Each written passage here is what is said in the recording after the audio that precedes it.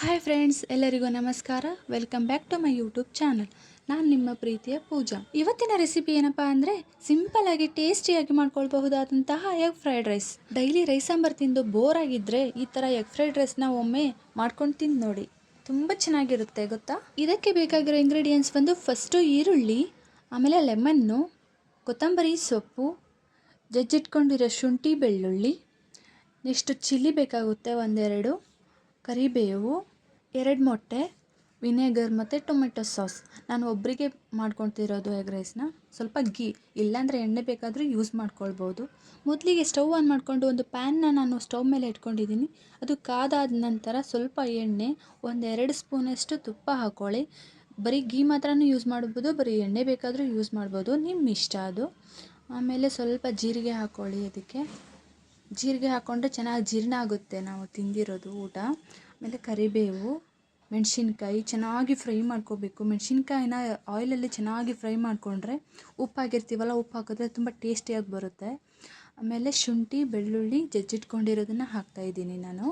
ಅದನ್ನು ಕೂಡ ಫ್ರೈ ಮಾಡ್ಕೊಳ್ಳಿ. ಇದಾದಮೇಲೆ ಈರುಳ್ಳಿನ ಹಾಕ್ತಾಯಿದ್ದೀನಿ. ಈರುಳ್ಳಿ ಕೂಡ ಹಾಕ್ಕೊಂಡು ಚೆನ್ನಾಗಿ ಫ್ರೈ ಮಾಡ್ಕೋಬೇಕು. ನೀವು ಮೇನ್ ಎಗ್ ರೈಸ್ ಟೇಸ್ಟಿಯಾಗಿ ಬರಬೇಕು ಅಂದರೆ ಈರುಳ್ಳಿನ ಚೆನ್ನಾಗಿ ಫ್ರೈ ಮಾಡ್ಕೋಬೇಕು. ಒಂದು 5 ಮಿನಿಟ್ಸ್ವರೆಗೂ ನೀಟಾಗಿ ಫ್ರೈ ಮಾಡ್ಕೊಳ್ಳಿ.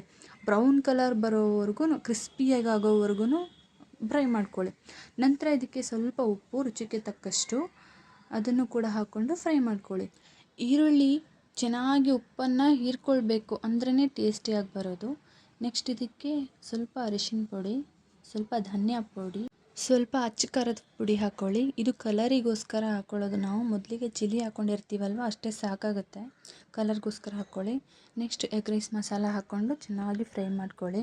ಖಾರ ಹಾಕಿದ್ಮೇಲೆ ನಾವು ಲೋ ಫ್ಲೇಮಲ್ಲಿ ಇಟ್ಕೊಂಡೇ ನಾವು ಫ್ರೈ ಮಾಡ್ಕೊಳ್ಬೇಕು, ಇಲ್ಲಾಂದರೆ ಸೀದೋಗೋ ಚಾನ್ಸಸ್ ಇರುತ್ತೆ, ಅದಕ್ಕೋಸ್ಕರ. ನೆಕ್ಸ್ಟ್ ಸ್ವಲ್ಪ ವಿನೆಗರ್ ಹಾಕ್ತಾಯಿದ್ದೀನಿ. ವಿನೆಗರ್ ಕೂಡ ಹಾಕ್ಕೊಂಡು ಈ ಥರ ಅಲ್ಲಾಡಿಸ್ತಾನೆ ಇರಿ, ಇಲ್ಲ ಸೀದೋಗ್ಬಿಡುತ್ತೆ. ಅಲ್ಲಾಡಿಸಿ ಆದಮೇಲೆ ನಾವು ಮೊಟ್ಟೆ ತೊಗೊಂಡು ಒಡೆದ್ಬಿಟ್ಟು ಹಾಕಬೇಕು. ಸ್ವಲ್ಪ ಮೊಟ್ಟೆ ಒಡೆದಾಕಬೇಕಾದ್ರೆ ನೋಡ್ಕೊಂಡು ಹಾಕ್ಕೊಳ್ಳಿ. ಮೇಲ್ಗಡೆ ಇರೋ ಸಿಪ್ಪೆ ವೈಟ್ ಇರುತ್ತಲ್ಲ, ಅದು ಕೆಲವೊಂದು ಸರಿ ಚಿಕ್ಕ ಪೀಸ್ ಬಿದ್ದುಬಿಡುತ್ತೆ, ಅದರಲ್ಲಿ ಗೊತ್ತೇ ಆಗೋಲ್ಲ, ತಿನ್ನಬೇಕಾದ್ರೆ ಚೆನ್ನಾಗಿರಲ್ಲ. ಅದಕ್ಕೆ ನೀಟಾಗಿ ಒಡ್ಕೊಂಡು ಹಾಕ್ಕೊಳ್ಳಿ. ಒಡೆದಾಕಿದ್ಮೇಲೆ ಸ್ಪೂನ್ ತೊಗೊಂಡು ನೀಟಾಗಿ ಅದನ್ನು ಮಿಕ್ಸ್ ಮಾಡ್ಕೊಳ್ಳಿ. ನಾನು ಹೇಗೆ ಮಿಕ್ಸ್ ಮಾಡ್ತಿದ್ದೀನಲ್ವ ಆ ಥರ ಮಿಕ್ಸ್ ಮಾಡ್ಕೊಳ್ಳಿ. ತಳ ಹಿಡಿಯೋ ಚಾನ್ಸಸ್ ಇರುತ್ತೆ, ಸ್ವಲ್ಪ ನೋಡಿಕೊಂಡು ಮಿಕ್ಸ್ ಮಾಡ್ತಾ ಇರಿ. ಅದಾದಮೇಲೆ ರೈಸ್ ಮಾಡಿಟ್ಕೊಂಡಿದ್ನಲ್ವ ಅದು ಹಾಕ್ಬಿಟ್ಟು ನೀಟಾಗಿ ಮಿಕ್ಸ್ ಮಾಡ್ಕೊಳ್ತಿದ್ದೀನಿ. ಈ ಥರ ಟರ್ನ್ ಮಾಡಿ ಮಾಡಿ ನೀಟಾಗಿ ಮಿಕ್ಸ್ ಮಾಡ್ಕೊಳ್ಳಿ. ಹಾಗೆ ಲೆಮನ್ ಹಾಕ್ಕೊಳ್ಳಿ. ಆಗಲೇ ಕಟ್ ಮಾಡಿಟ್ಕೊಂಡಿದ್ವಲ್ಲ, ಅದರಲ್ಲಿ ಹಾಫ್ ಲೆಮನ್ ಹಾಕ್ಕೊಳ್ಳಿ. ಇದಾದಮೇಲೆ ಮತ್ತೆ ಮಿಕ್ಸ್ ಮಾಡಿ ಸ್ವಲ್ಪ ಕೊತ್ತಂಬರಿ ಸೊಪ್ಪು ಹಾಕ್ಬಿಟ್ಟು ನೀಟಾಗಿ ಇನ್ನೊಂದು ಸರಿ ಮಿಕ್ಸ್ ಮಾಡಿದರೆ ನಮಗೆ ಟೇಸ್ಟಿಯಾದ ಕಲರ್ಫುಲ್ಲಾದ ಎಗ್ ರೈಸ್ ರೆಡಿ ಆಗಿರುತ್ತೆ. ನೋಡಿ ಎಷ್ಟು ಚೆನ್ನಾಗಿದೆ ಅಲ್ವಾ. ಇದನ್ನು ಒಂದು ತಟ್ಟೆಗೆ ಹಾಕ್ಕೊಂಡು ಸ್ವಲ್ಪ ಕೊತ್ತಂಬರಿ ಸೊಪ್ಪು ಮತ್ತು ಈರುಳ್ಳಿ, ಟೊಮೆಟೊ ಸಾಸು ಮತ್ತು ಲೆಮನ್ ಹಾಕ್ಬಿಟ್ಟು ಇಟ್ಟಿದ್ದೀನಿ. ನೋಡೋಕ್ಕೆ ಎಷ್ಟು ಚೆನ್ನಾಗಿ ಕಾಣಿಸ್ತಿದೆ ಅಲ್ವಾ. ನೀವು ಒಂದ್ಸರಿ ಇದೇ ಥರ ಟ್ರೈ ಮಾಡಿ ನೋಡಿ, ಹೇಗೆ ಬಂತು ಅಂತ ನನಗೆ ಕಮೆಂಟ್ ಮಾಡಿ ತಿಳಿಸಿ. ನಾನು ಮಾಡಿರೋ ಅಡುಗೆ ನಿಮಗೆ ಇಷ್ಟ ಆಗಿದ್ದರೆ ಸಬ್ಸ್ಕ್ರೈಬ್ ಮಾಡ್ಕೊಳ್ಳೋದು ಮಾತ್ರ ಮರಿಬೇಡಿ.